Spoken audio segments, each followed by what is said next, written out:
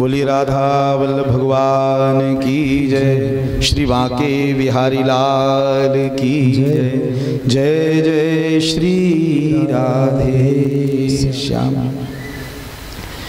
तो कहा कि ये मानवाह पाप कृतस्तु सर्वदा, जो मनुष्य निरंतर जीवन पर्यंत पाप में रत रहे हो, पाप के अलावा कुछ भी न किया हो, सदा दुराचार रता, जो दुराचारी रहे हो, जिन्होंने केवल वेद ने जिनकी निंदा की है ऐसे कर्मों को किया हो, उसे दुराचारी कहते हैं। कुमार्गाह, जो सदा कुमार्गामी रहे हो। क्रोधाग्नि दग्धा, जो क्रोध की अग्नि में सदा जलते रहते हैं, जिन्हें कभी शांति है ही नहीं। कुटिलाश्च, जो कुटिल हैं, दूसरों की बुराई ही करते रहते हैं। जहां कहीं कोई दूसरा मिला, एक से दो बैठे और दूसरों की बुराई में लग जाते हैं, उसे कुटिल कहा जाता है। कामिना, और जो काम के चेहरे हैं, मलमूत्र के भांड शरीर को ही काम की भावना से देखते रहे, ऐसे कामी पुरुष भी, ये संपूर्ण पापी यदि भगवान भागवत का सानिध्य इनको मिल जाए, भागवत की कथा को श्रवण करें, दत्तचित्त होकर के सुने, तो किए हुए संपूर्ण पाप जल करके ऐसे भस्म हो जाते हैं जैसे सूखे घास में कोई अग्नि लगा दे तो सूखा घास जल के भस्मीभूत हो जाता है।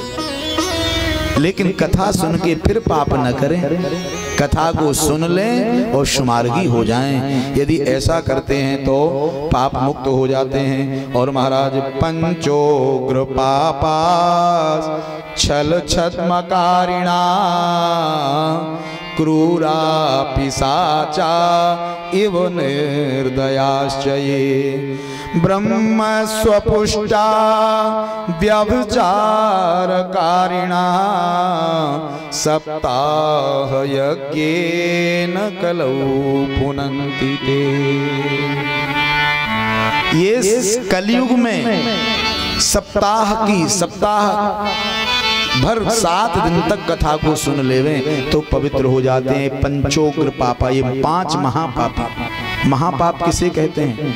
महापाप में सबसे पहले कहा कि जो मदिरा का पान करते हो, शराब पीते हो, वो महापाप में आते हैं। तो पंचोग्र पापा छल छद्मकारिणा, मदिरा पीने वाला, ब्राह्मण की हत्या करने वाला, गऊ की हत्या करने वाला, और सोने की चोरी करने वाला, स्वर्ण को चुराने वाला, पंचोग्र पापा छल, और इनका संग करने वाला, ये 5 को महापापी कहा गया है। ऐसे महापापी भी जब भगवान की कथा को, भागवत को श्रवण करते हैं तो ये भी पाप मुक्त हो जाते हैं। लेकिन कथा सुन करके जीवन में इस कथा के अनुसार जीवन को चलाना शुरू कर दें।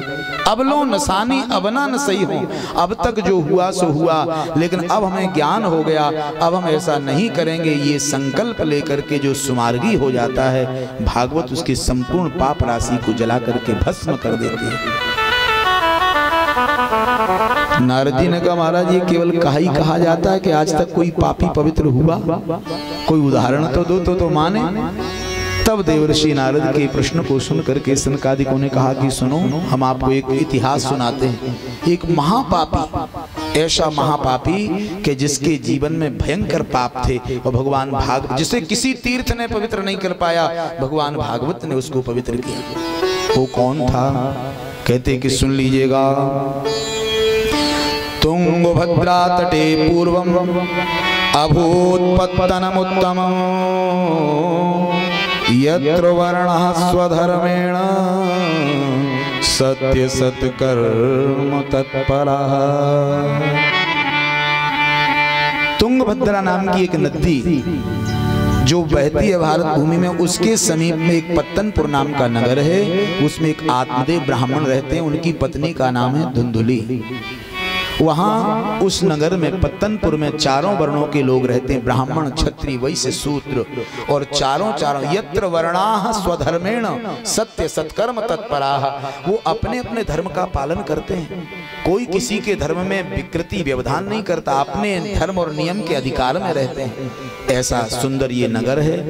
इसमें आत्मदेव ब्राह्मण के जो ज्ञान का प्रभाव है वो ऐसे है जैसे भगवान सूर्य, आकाश में सूर्य का उदय होने पर जैसे रात्रि का अंधकार विलुप्त हो जाता है, ऐसे ही जिस सभा में आत्मदेव ब्राह्मण का पदार्पण हो जाए वहां अज्ञानता को स्थान नहीं रहता, किसी संशय को स्थान नहीं रह जाता। ऐसे आत्मदेव ब्राह्मण, उनकी पत्नी धुंधुली, लेकिन धुंधुली विचारों से मलिन है, इसलिए तो उसका नाम धुंधुली है। धुंधुली माने मैली, बुद्धि इसकी पवित्र नहीं है, ब्राह्मण के विपरीत चलती है। यदि ब्राह्मण कहें देवी आज एकादशी है चावल मत बनाना, तो बोले आज तो केवल चावल बनाऊंगी, रोटी दाल बनाना ही नहीं। वैसे तो व्रत करना चाहिए, तो बोले आज तो व्रत नहीं रखूंगी, कल द्वादशी को भले ही रह जाओ। तो ब्राह्मण जो कहते वो उसके विपरीत करते। ब्राह्मण मन में खिन्न रहते। दैव योग से बहुत समय दाम्पत्य जीवन को बीत गया है, विवाह हुए बहुत वर्षें बीत गई, लेकिन संतान नहीं है, तो ब्राह्मण के मन में बड़ा खेद है। और संतान ना होने से पितरादिक लोक में जो पितर हैं वो दुखी हैं, उनके दुख के प्रभाव से पितृदोष उत्पन्न हो गया, और जिसको पितृदोष लग जाए महाराज उसकी विडंबना आरंभ हो जाती है। आत्मदेव ब्राह्मण के जीवन में भी यही हुआ कि ये वेद के प्रकांड विद्वान होने के बाद भी निपुत्री होने के कारण इनके पितर जब असंतुष्ट हुए तो पितृदोष के प्रभाव से क्या हुआ कि जब ये कोई गौ पालते हैं तो उसको, वो भी बांझ रहती है, उसको गर्भ नहीं आता, वो कभी किसी बछड़े आदि को जन्म नहीं देती, दूध नहीं देती। कोई वृक्ष तुलसी आदि का घर में पौधा लगाते तो वो सूख जाता, फल ले आते तो वो भी सड़ जाता।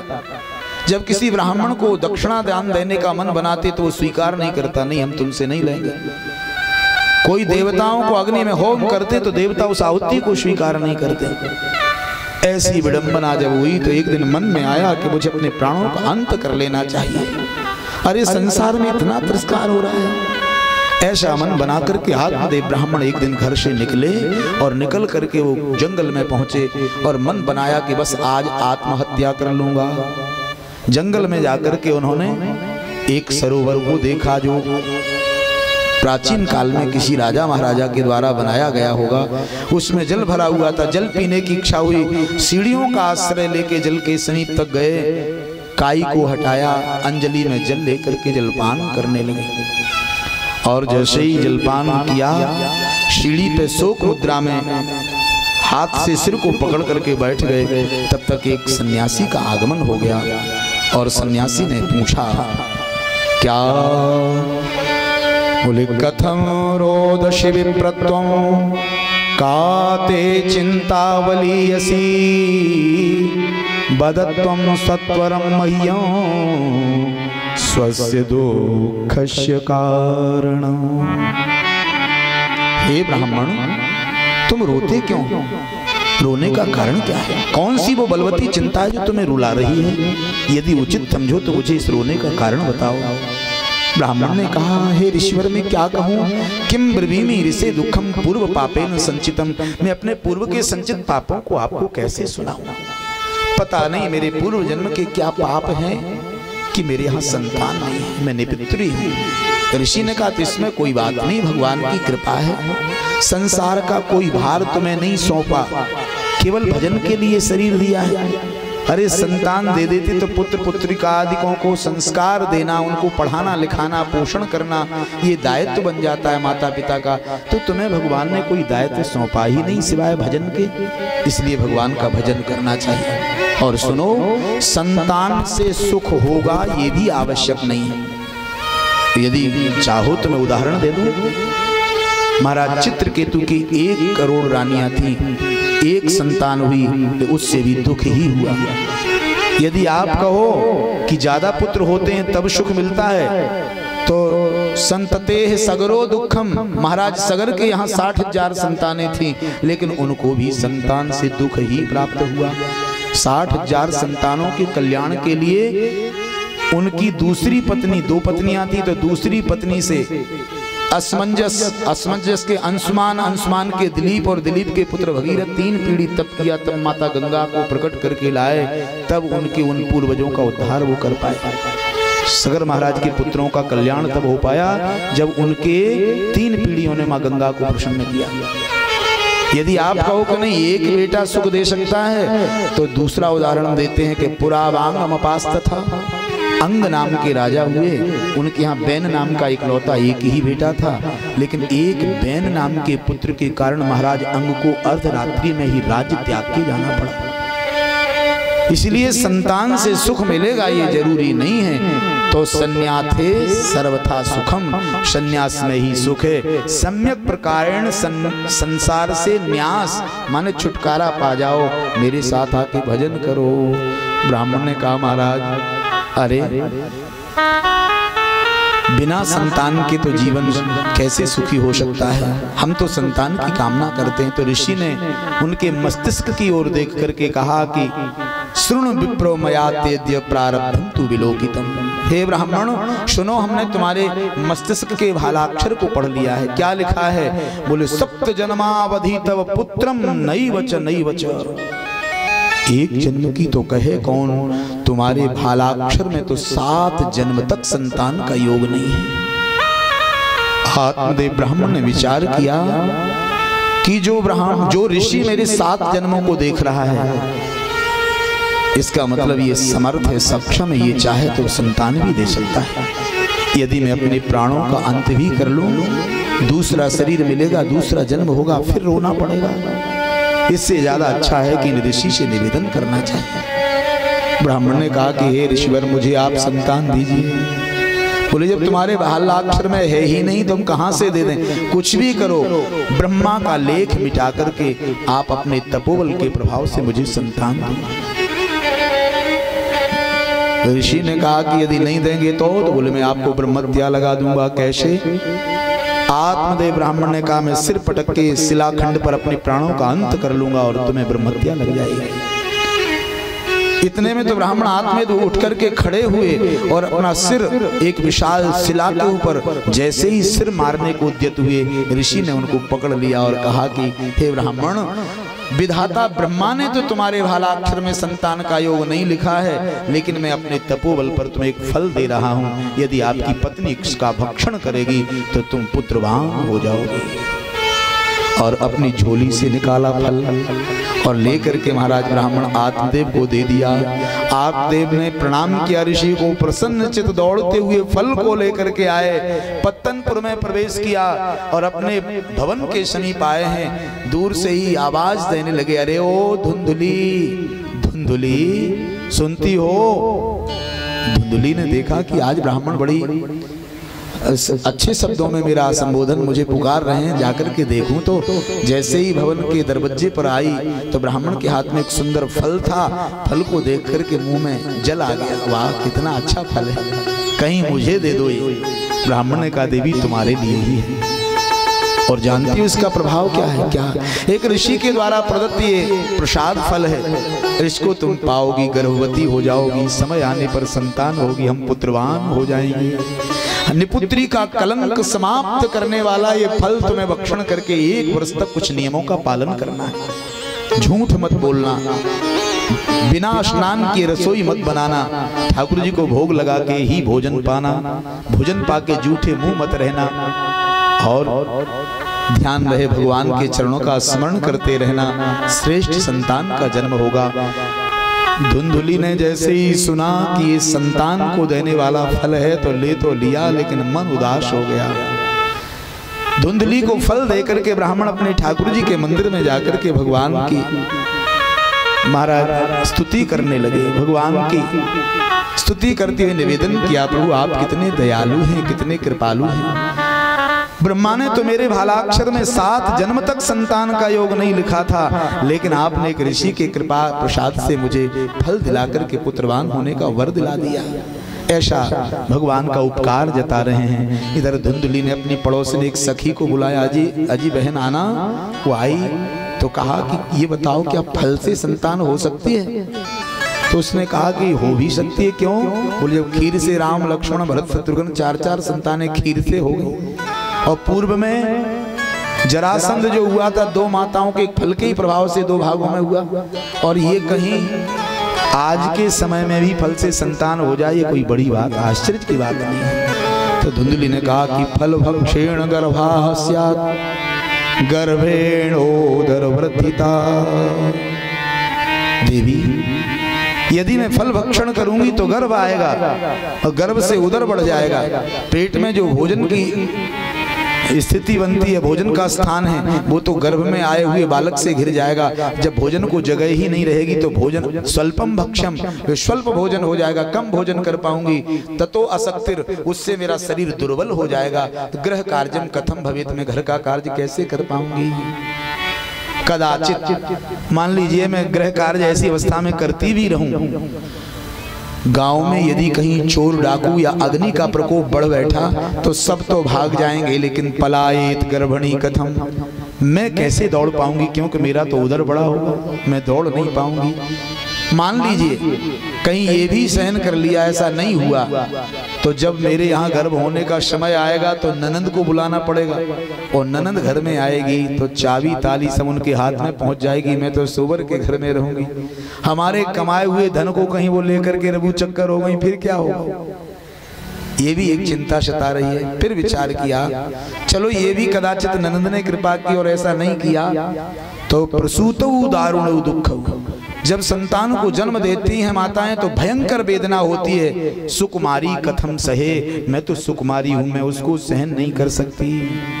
और कदाचित मैंने उस बच्चे को जन्म देने की पीड़ा भी सहन कर ली तो लालने पालने दुखम, उसे महीनों तक लिटाने में धुलाने में, वो लिटाओ, बाथरूम कर ली, शौच कर लिया, फिर उसको धुलाने के लिए ले जाओ, सर्दी का मौसम, रात्रि का समय, उसे सूखे में लिटाओ, स्वयं गीले में लेटो, ये सब मेरे द्वारा नहीं हो सकता। अंत में उसने कह दिया, मैं तो ये जानती हूँ क्या, बोले मेरी बुद्धि तो कहती है कि बंध्या बा विधवा नारी सुखनी चेती में मति, मेरी बुद्धि तो कहती है कि या तो स्त्री जीवन भर बांझ रहे अथवा उसका पति मर जाए तो संतान होगी कहां से। ऐसी उल्टा दुष्टा स्त्री, उसने ऐसा मन जब धुंधली ने बनाया तो सखी ने कहा कि तुम मत खाओ ना फल, फिर क्या करें, इसकी परीक्षा कैसे हो। बोले तुम्हारे घर में जो बांझ गऊ है ना, उसको ये फल खिला दो। बांझ गऊ को गर्भ अगर आ गया तो समझ में आ जाएगा कि फल में प्रभाव था, और वो फल बांझ गऊ को खिला दिया। और झूठा नाटक संतान होने का किया। समय बीतता गया, महीने 2 महीने का समय बीता है। उस समय उसकी एक छोटी बहन आई, उसने आकर के देखा कि अरे बहन धुंधुली, तुम तो दुबली हो गई हो, कौन सी वो चिंता है जो तुम्हें दुबला किए जा रही है। तो धुंधली ने कहा क्या बताऊं, एक झूठा नाटक कर रही हूँ। कैसा? बोले मैं गर्भ धारण करने का नाटक, मैंने फल खाया ही नहीं। पूरी स्थिति समझाई उसको। तो छोटी बहन ने कहा चिंता मत करो, मेरे गर्भ में 2 महीने का बालक है, गर्भ है, समय आने पर जब ये जन्म लेगा तो मैं अपने पति के द्वारा तुम्हारे यहाँ रात्रि के अंधेरे में भिजवा दूंगी। मेरे पति को धन दे देना, क्योंकि मेरे यहाँ तो 9-10 संतानें पहले से हैं, तो तुम्हारी संपत्ति का भी अधिकारी मेरा पुत्र हो जाएगा। मैं तुम्हारी छोटी बहन हूँ और ये किसी को रहस्य भी ज्ञात नहीं होगा। ऐसा कह करके वो उसको समझा करके वापस हो गई। और समय आने पर जब उसने पुत्र को जन्म दिया, रात्रि के अंधेरे में धुंधली के पास अपने पति से बालक को भिजवाया। धन दे करके धुंधली ने उसके पति को तृप्त संतुष्ट किया, वो वापस हो गया। सवेरा होते ही धुंधली ने कहा मुझे पुत्र हो गया, पुत्र हो गया। तो आत्मदेव ब्राह्मण बड़ी प्रसन्नता से कि ये ऋषि के फल का प्रभाव देखो, मेरी गृहिणी को उदर वृद्धि आदि भी नहीं हुई और संतान हो गई। ऐसा विचार करके उस समय ब्राह्मण बड़ी प्रसन्न मुद्रा में ठाकुर जी के यशगान को करने लग गए। कुछ समय और बीता है, महीने 2 महीने बीतने पर महाराज गऊ के यहाँ भी एक बालक जन्मा है। गऊ के गर्भ से भी एक बालक का जन्म हुआ है। बछड़ा नहीं है, केवल कान गाय जैसे पूरा शरीर मनुष्य का है। जैसे इस बालक का जन्म हुआ, लोगों ने देखा तो महाराज आज ब्राह्मण आत्मदेव के भाग्य की सराहना करते हुए सभी जय जयकार करने लगे। धन्य है हम ब्राह्मण आत्मदेव को, इनके तपोबल का प्रभाव तो देखो। कहाँ तो इनकी पत्नी को भी पुत्र नहीं था, अब तो पत्नी को तो पुत्र हो ही गया। गऊ के गर्भ से भी बालक ही जन्मा है। जय हो जय हो जय हो। ऐसे लोगों ने जय जयकार की है। भगवान ठाकुर जी की कृपा, ब्राह्मण आत्मदेव ने दोनों बालकों का नामकरण किया। तो ब्राह्मण का लक्ष्य तो था कि मेरा नाम आत्मदेव है तो मैं अपने पुत्र का नाम परमात्मा देव रखूं। ये मुझसे भी आगे हो, क्योंकि हर पिता अपने पुत्र को अपने से आगे देखना चाहता है और संसार में दूसरा कोई नहीं है, केवल पिता और गुरु। गुरु चाहता है कि मेरा शिष्य विद्या में इतना योग्य हो जाए कि जिससे मेरी संसार में कीर्ति होगी कि अमुक गुरु का शिष्य है, और पिता चाहता है कि मेरा पुत्र धन से, बल से, स्वरूप से, जो है अपने शरीर से, हर प्रकार से मुझसे योग्य हो। बस ये दो ही महापुरुष हैं और कोई तीसरा नहीं चाहता कि हमसे कोई दूसरा आगे हो। लेकिन आत्मदेव ब्राह्मण ने जैसे ही मन में संकल्प किया कि इसका नाम परमात्मा देव रखता हूँ, धुंधली ने पूछा क्या विचार कर रहे हो? बोले ये बेटे का नाम रखना चाहता। बोले सुनो जी,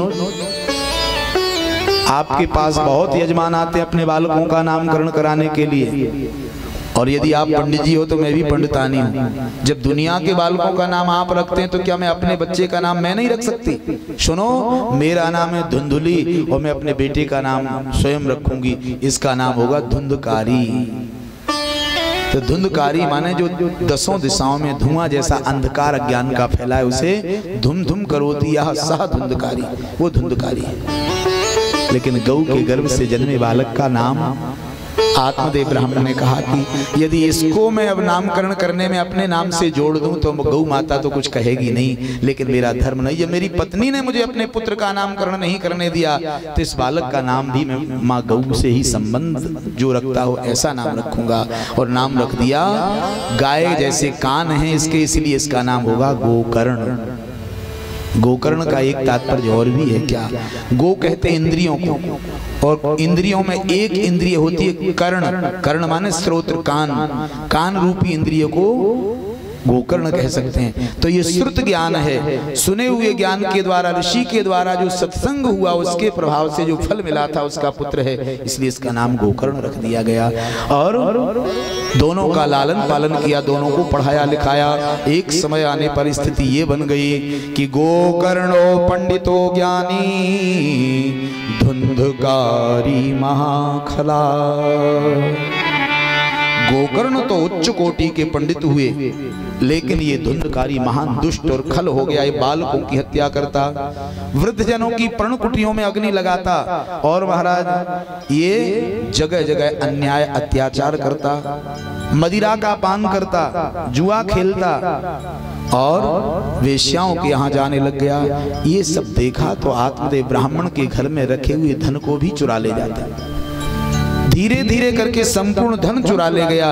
एक दिन जब घर में धन नहीं मिला तो ठाकुर जी के जो पात्र थे, सिंहासन था, स्नान कराने के, भोग लगाने के, सोने चांदी के जो पात्र थे, ठाकुर जी को सिंहासन से चांदी के से नीचे गिराया। वो सिंहासन लिया, चांदी के पात्र, सोने के पात्र सबको उठा करके ले गया और वेश्याओं के निमित्त बेच करके उनको दे दिया। आत्मदेव ब्राह्मण आज रोने लगे। कुअर्था पुत्रेण जाते न यो न विद्वान धार्मिक कथ चिंत सौदरवरा किन्न सूकर सावका। अरे ऐसे पुत्र के जन्म होने से तो अच्छा था कि होता ही नहीं, और कदाचित जन्म लिया था तो ऐसा दुष्ट पुत्र जन्म लेते ही मर जाता। एक बार रो के हम शांत हो जाते, लेकिन जो मूर्ख पुत्र जीवित रहता है, दुष्ट पुत्र जीवित रहता है तो बांति मस्तु पदे पदे, वो हर पद पे पिता माता परिवार को दुखी करता है। हे विधाता, ये कौन से पाप का प्रभाव है कि ऐसी संतान हमारे जीवन में उत्पन्न हुई। अब तो दुखी हो गए, विचार करने लगे कि मैंने सन्यासी की बात मान ली होती तो ये दिन देखने को न होते। इतने में रुदन करते हुए आत्मदेव को देखा है। गोकर्ण जी ने आकर के कहा, पिताजी आप रोते क्यों हैं? पिताजी कारण रोने का। तब आत्मदेव ने कहा क्या कहूं? तो गोकर्ण जी ने कहा कि सुनिए क्या। देहे स्थिमांस रुधिरेभिमतिं त्यजत्वं जाया सुतादिषु सदां ममतां भिमुञ्च पश्यानिशं जगदिदं क्षणभङ्गुनिष्ठ वैराग्य राग रसिको भव भक्तिनिष्ठ। पिताजी ये शरीर और परिवार को आप अपना माने बैठे, लेकिन ये शरीर भी अपना नहीं है तो ये परिवार के लोग कहाँ से अपने हो सकते? ये तो मानने का नाता है।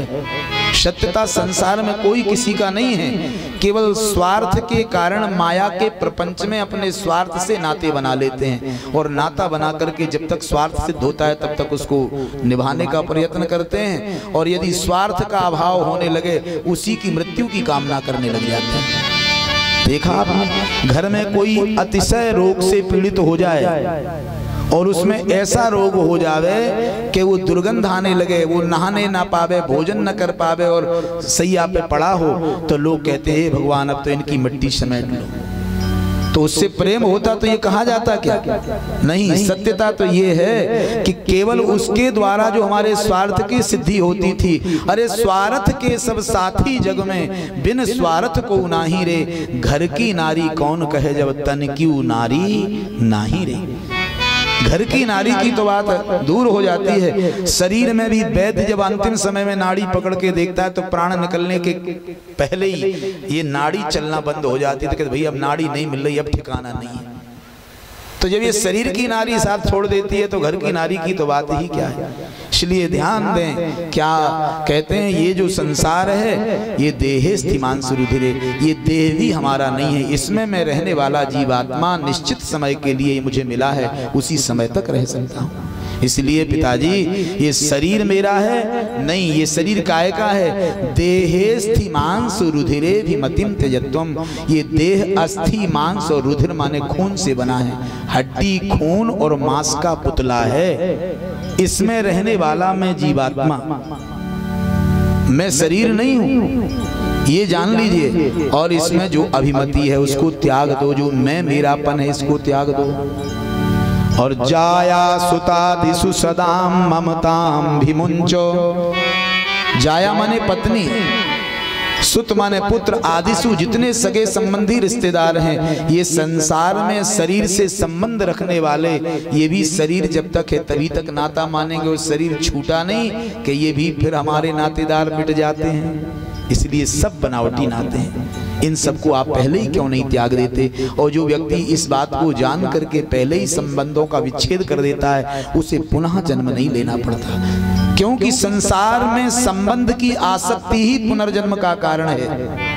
भगवान कहते हैं अंत काले च मामेव स्मरण मुक्त्वा कलेवरम। अंतिम समय में यदि मेरा स्मरण करके देह त्यागोगे तो मुझे प्राप्त हो जाओगे। और भूतानि यान्ति भूतेज्य, यदि भूत प्रेत का चिंतन करके देह त्यागोगे तो भूत प्रेत बनोगे, यदि मनुष्य का चिंतन करके देह त्यागोगे तो दूसरा शरीर फिर मनुष्य का मिलेगा। जिसकी आसक्ति, अगर महाराज भरत को देखा, अंत समय में भी रहा मृग शावक का ध्यान, और पुनर्जन्म में सो बने राजा मृग ही आन।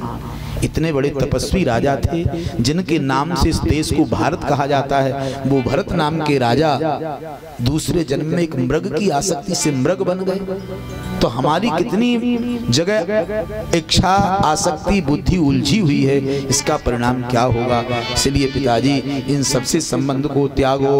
और पश्या निसम जगद इदम जगतम पश्य, इस संसार को देखो, ये रात्रि रूपी अंधकार में और मोह रूपी निद्रा में आप सोए हुए हो, इससे जाग जाओ। आप विचार करें, हम सब सो रहे हैं, मोह निशा सब सोवन हारा, और देखें स्वपन अनेक प्रकारा। तो फिर जागेंगे कब? तो गोस्वामी जी लिखते हैं, जानिए जीव जब ही जग जागा, जब ही जग जागा, जानिए जीव जब ही जग जागा, जानिए जब ही जीव जग जागा, जब सब विषय विलास विरागा, सब विलास विराग। जानिए जवहीं जीव जग जागा। संसार में जीव को तभी जगा हुआ समझना कब, जब संपूर्ण विषयों में अनासक्ति हो जाए और भगवान से प्रेम हो जाए, तो समझ लेना कि अब हम जागे, नहीं तो सोना ही है। इसलिए कहते हैं धर्मम भजस्व सततम त्यज लोक धर्मा। पिताजी लोक धर्म का परित्याग कर दीजिए और धर्मम भजस्व सततम, धर्म का भजन कीजिए। लोक धर्म को त्याग दो। संसार के लिए जो अभी तक शरीर जिन धर्मों का पालन करता रहा, अब उनका समय समाप्त हो गया। अब धर्मम भजस्व, अब केवल उस धर्म को भजो जो जीवात्मा और परमात्मा का संबंधी और उस संबंध को प्रगाढ़ करने वाला है, संबंध को ज्ञात कराने वाला है। इसलिए अन्यस्य दोष। और महाराज इसके आगे सेवस्व साधु पुरुषान, उन महापुरुषों का संग करो, उन महापुरुषों से सत्संग करो। कौन?